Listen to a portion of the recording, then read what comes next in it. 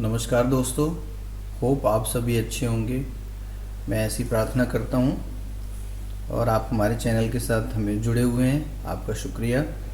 आज अब हम लोग जो है एक नई सीरीज शुरू करने जा रहे हैं और इसमें मैट्रिक्स शुरू करने जा रहे हैं। मैट्रिक्स की पूरा कि मैट्रिक्स क्या है, मैट्रिक्स में क्या क्या हमारे लिए पढ़ना ज़रूरी होता है और क्या क्या मैट्रिक्स से रिलेटेड क्वेरीज हैं। और आपको जो भी मैट्रिक्स से रिलेटेड क्वेरी हो वो क्वेरी आप कभी भी हमसे पूछ सकते हैं। तो आज हम लोग जो स्टार्ट करेंगे वो स्टार्ट करेंगे मैट्रिक्स।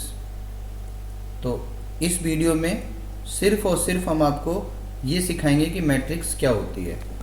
पहली वीडियो में सिर्फ ये बताएंगे कि व्हाट इज़ मैट्रिक्स, मैट्रिक्स क्या है। तो देखिए, मैट्रिक्स का पढ़ने से पहले हम लोग ये जान लें कि मैट्रिक्स का एप्लीकेशन अगर हमें पता हो, मतलब वैसे तो आप देख लीजिए कंप्यूटर हैं, जितनी भी एनिमेशन गेम्स हैं, इन सभी में मैट्रिक्स का यूज़ होता है। और जो जो टॉपिक पढ़ाते चले जाएंगे उसका यूज़ मैं आपको बताता चला जाऊँगा मैट्रिक्स का। फिलहाल एक रियल लाइफ में जो हम लोग आए दिन रोज़ देखते हैं उस यूज़ को देखिए हम लोग बताते हैं। जैसे सपोज करो आपके घर में कोई एक बिना पढ़ा लिखा कोई एक एम्प्लॉई है और हम लोग क्या करते हैं, सपोज करो आपके घर में एक रैक बना हुआ है।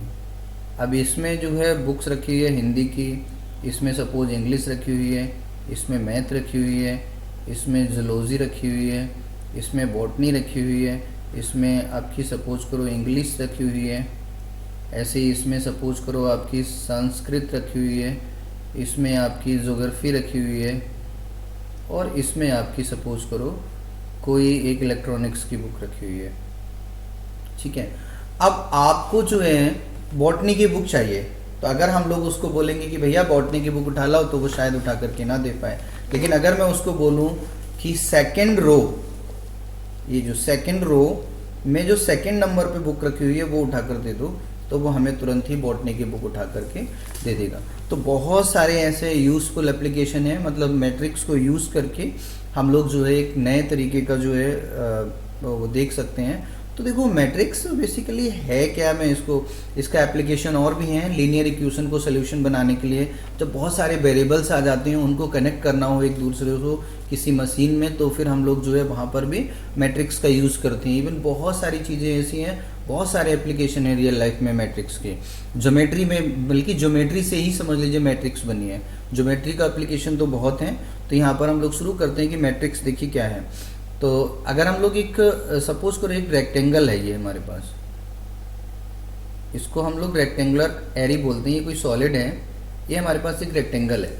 और इस रेक्टेंगल में अगर मैं अरेंजमेंट करूँ, सपोज करो यहाँ पे एक अरेंजमेंट हमने कर दिया A11।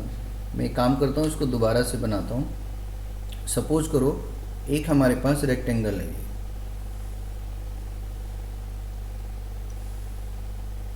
और इस रेक्टेंगल के अंदर सपोज करो हमने कुछ एलिमेंट्स का अरेंजमेंट किया।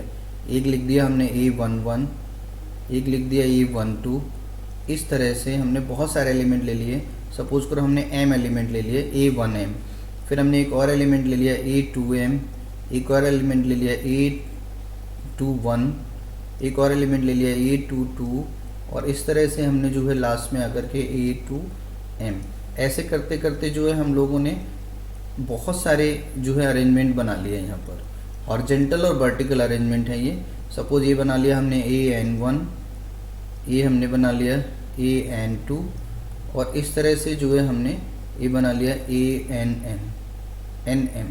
तो यहाँ पर देखिए जो ये अरेंजमेंट है, और ये अरेंजमेंट कहाँ होता है, किसके अंदर है, रेक्टेंगुलर एरी के अंदर। तो रेक्टेंगुलर एरी के अंदर जो अरेंजमेंट होता है, इस अरेंजमेंट में अब आप देखिए इस रेक्टेंगल से मैं ये इतनी साइड जो है वो मिटा दे रहा हूँ इधर से, और इतना जो है वो इधर से मिटा दे रहा हूँ। तो मैं फिर से इसको करता हूँ यहाँ पर ये। तो अब आप देखिए ये जो अरेंजमेंट होता है, ये क्या अरेंजमेंट है, किसके अंदर है, रेक्टेंगुलर एरी के अंदर है। तो arrangement of elements in a rectangular array is called matrix. तो अरेंजमेंट जो होता है वो रेक्टेंगुलर एरी के अंदर, वो अरेंजमेंट जो है वो मैट्रिक्स कहलाता है। और जो हॉरिजॉन्टल अरेंजमेंट होता है, ये जो हॉरिजॉन्टल होता है इसको हम लोग रोज बोलते हैं, रोज ऑफ द मैट्रिक्स। और जो वर्टिकल अरेंजमेंट होता है ये, इसको हम लोग बोलते हैं, जो वर्टिकल अरेंजमेंट होता है इसको हम लोग बोलते हैं columns of the matrix, column of the matrix. और इसको मैथमेटिकली किसी कैपिटल लेटर ए अल्फ़ाबेट से किसी से भी डिनोट कर सकते हैं, ए से डिनोट करते हैं। और अगर हम मैथमेटिकली इसको लिखना चाहें तो हम ऐसे लिख सकते हैं इसको, where A equal to AIJ n cross n। Matrix को हमेशा रो बाई कॉलम पढ़ते हैं हम लोग, horizontal row by vertical column, horizontal row by vertical column. ये चूंकि हम लोग हमेशा क्लॉक वाइज डायरेक्शन में घूमना पसंद करते हैं मैट्रिक्स के लिए, तो इस वजह से इसको जो है हम रो बाई कॉलम में पढ़ते हैं, ठीक है ना। तो इस वजह से इसको रो बाई कॉलम पढ़ते हैं। इसका संबंध, रोटेशन का संबंध जो है, आगे बहुत सारी जगह पे हम आपको इस रोटेशन का महत्व बताएंगे। और ये रो बाई कॉलम इसको पढ़ने का रीज़न भी यही है कि मैट्रिक्स का रोटेशन हम कंप्यूटर में हमेशा रो बाई कॉलम ही करते हैं, हॉरिजेंटल टू वर्टिकल करते हैं, वर्टिकल टू हॉरिजेंटल नहीं करते हैं। सिर्फ इस वजह से इसको रो बाई कॉलम पढ़ते हैं। तो फाइनली इसे हम लोग जो है वो मैट्रिक्स कहते हैं। तो क्या फाइनली डेफिनेशन हो गई, the arrangement of elements in a rectangular array, the arrangement of elements in a rectangular array, rectangular array is called matrix, is called matrix. The horizontal lines are called the row of the matrix and the vertical lines are called the column of the matrix. The matrix is always read by row by column. धन्यवाद। आप हमारी videos के साथ ऐसे बने रहिए।